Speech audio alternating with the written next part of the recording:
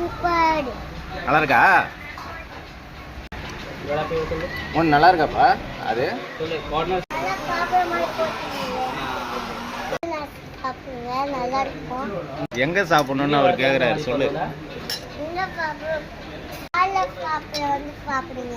அது காலையில் சாப்பிட்றது இல்லைம்மா, கார்னர் ஸ்நாக்ஸ். சொல்லு. தெரியாது போப்பாவா?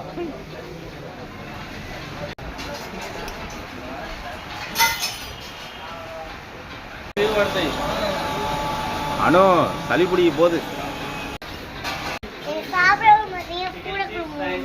எடுத்துக்கோ, உனக்கு இருக்கு பாரு.